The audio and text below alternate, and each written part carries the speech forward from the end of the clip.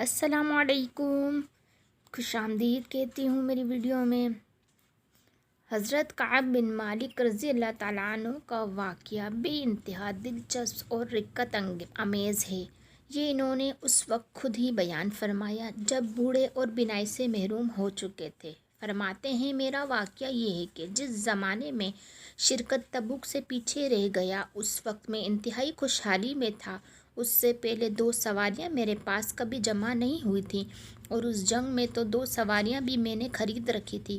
رسول اللہ صلی اللہ علیہ وسلم جب کسی جنگ کا ارادہ فرماتے تو عام طور پر اس خبر کو پھیلنے نہ دیتے۔ جب یہ جنگ ہوئی تو سخت گرمی کا زمانہ تھا، دور دراز اور جنگلوں کا سفر درپیش تھا، اور کثیر التعداد دشمن سے سامنا تھا۔ نبی صلی اللہ علیہ وسلم نے اپنے امور میں مسلمانوں کو آزاد کر رکھا تھا کہ جس طرح چاہے دشمن کے مقابلے کی تیاری کر لے، اور اپنا ارادہ مسلمانوں پر ظاہر فرما دیا تھا، اور مسلمان آن حضرت صلی اللہ علیہ وسلم کے ساتھ اس کثیر تعداد میں تھے کہ ان کا اندراج رجسٹر پر نہ ہو سکتا تھا۔ کعب رضی اللہ تعالیٰ عنہ کہتے ہیں کہ بہت کم ایسے لوگ ہوں گے جن کی غیر حاضری کا حضرت صلی اللہ علیہ وسلم کو علم ہو سکتا تھا، بلکہ گمان تھا کہ کثرت لشکر کی وجہ سے غائب رہنے کا حضرت محمد صلی اللہ علیہ وسلم کو علم بھی نہ ہو سکے گا جب تک اللہ تعالیٰ کی طرف سے بذریعہ وحی علم نہ ہو جائے۔ یہ لڑائی جس وقت ہوئی وہ زمانہ پھلوں کے پکنے کا تھا، سایہ گستری، بار آوری اور خنکی کا موسم تھا۔ ایسے زمانے میں میری طبیعت آرام طلبی اور راہ گیری کی طرف بہت مائل ہو گئی۔ یا رسول اللہ صلی اللہ علیہ وسلم نے اور مسلمانوں نے تیاریاں شروع کر دیں۔ میں صبح اٹھ کر جہاد کی تیاری کے لیے باہر نکلتا، لیکن خالی ہاتھ واپس ہوتا۔ تیاری اور اسباب سفر کی میری خریداری وغیرہ کچھ نہ کرتا، دل بہلا لیتا کہ جب میں چاہوں گا دم بھر میں تیاری کر لوں گا۔ دن گزرتے چلے گئے، لوگوں نے تیاریاں مکمل کر لی، حتیٰ کہ رسول اللہ صلی اللہ علیہ وسلم اور ان کے ساتھ مسلمان جہاد کے لیے روانہ ہو گئے۔ میں نے دل میں کہا کہ 1-2 دن بعد تیاری کر کے میں بھی مل جاؤں گا۔ اس عرصے میں مسلمانوں کا لشکر بہت دور جا چکا تھا۔ میں تیاری کے لیے باہر نکلا، لیکن پھر بغیر تیاری کے واپس آ گیا، حتیٰ کہ ہر روز یہی ہوتا رہا۔ دن نکل گئے، لشکر تبوک پہنچ گیا۔ اب میں نے کوچ کا ارادہ کر لیا کہ جلدی سے پہنچ کر آپ صلی اللہ علیہ وسلم کے ساتھ شامل ہو جاؤں۔ کاش اب بھی کوچ کر جاتا، لیکن آخر کار یہ بھی نہ ہو سکا۔ رسول اللہ صلی اللہ علیہ وسلم کے تشریف لے جانے کے بعد جب کبھی میں بازار میں نکلتا تو مجھے یہ دیکھ کر بڑا دکھ ہوتا کہ جو مسلمان نظر آتا ہے اس پر یا تو نفاق کی پھٹکار نظر آتی ہے، یا ایسے مسلمان دکھائی دیتے ہیں جو واقعی اللہ کی طرف سے معذور لنگڑے لولے تھے۔ جب رسول اللہ صلی اللہ علیہ وسلم تبوک پہنچ چکے تو مجھے یاد فرمایا اور پوچھا، کعب بن مالک کیا کر رہا ہے؟ تو نبی صلی اللہ علیہ وسلم کے ایک شخص نے عرض کی، یا رسول اللہ، اس کو خوش عیشی اور آرام طلبی نے مدینے ہی میں روک لیا ہے۔ تو معاذ بن جبل رضی اللہ تعالیٰ عنہ نے کہا، تم نے غلط خیال قائم کیا ہے، یا رسول اللہ، اس میں تو بھلائی اور نیکی کے سوا کچھ نہیں۔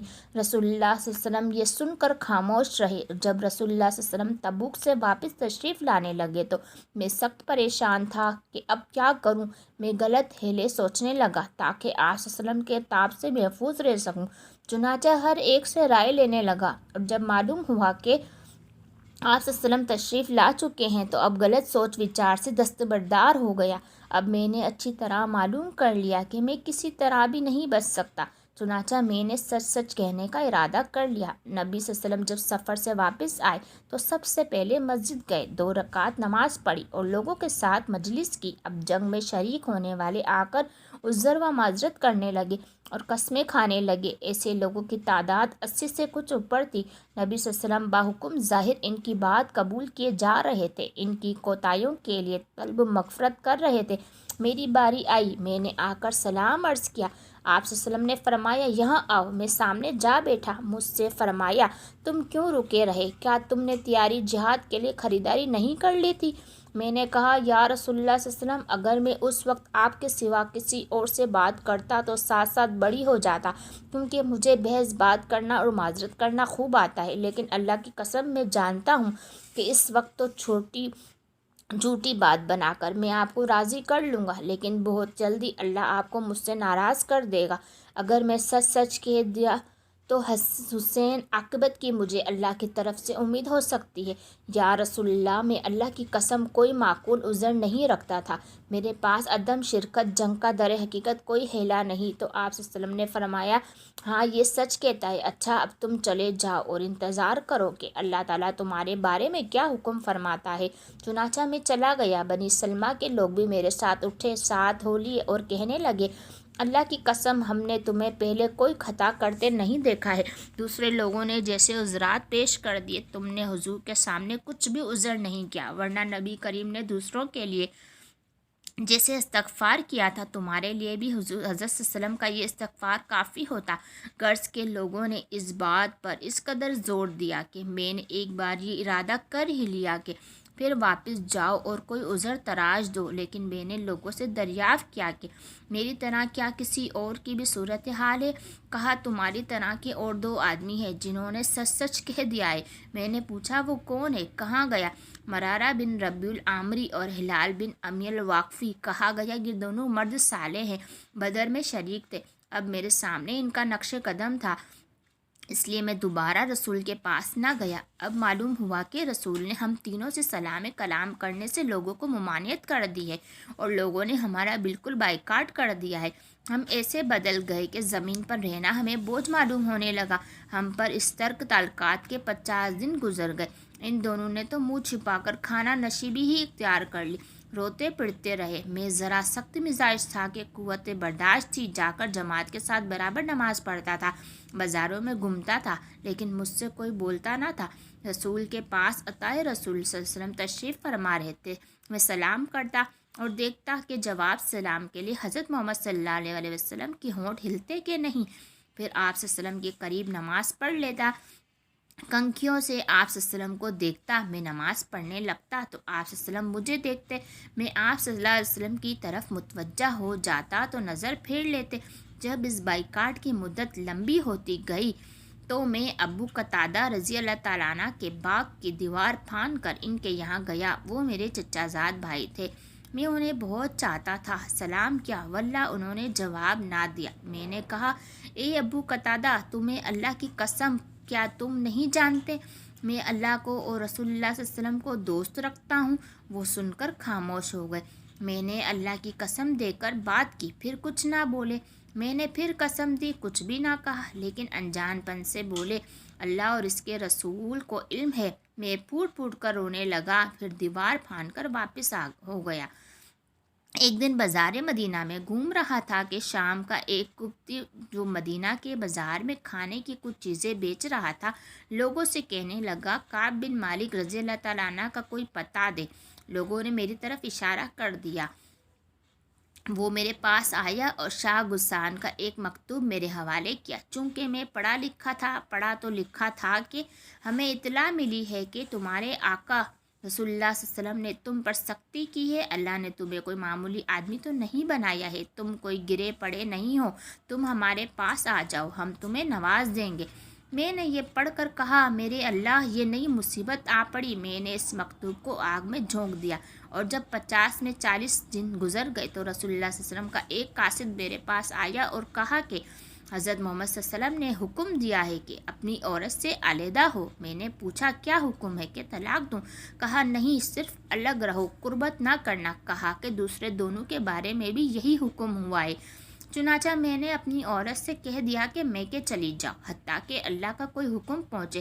ہلال بن امیہ رضی اللہ تعالیٰ عنہ کی بیوی نبی کریم صلی اللہ علیہ وسلم کے پاس آئی اور عرض کرنے لگی، یا رسول اللہ صلی اللہ علیہ وسلم، ہلال ایک شیخ ضعیف ہے، اس کی خدمت کے لیے کوئی آدمی نہیں۔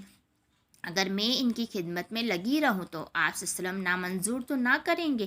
رسول اللہ صلی اللہ علیہ وسلم نے فرمایا کہ اچھا، لیکن وہ تم سے قربت نہ کرے۔ کہنے لگی، اس غریب کا تو ہلنا مشکل ہو گیا ہے، آپ صلی اللہ علیہ وسلم کی ناراضگی کے دن سے آج تک لگاتار روتا رہتا ہے۔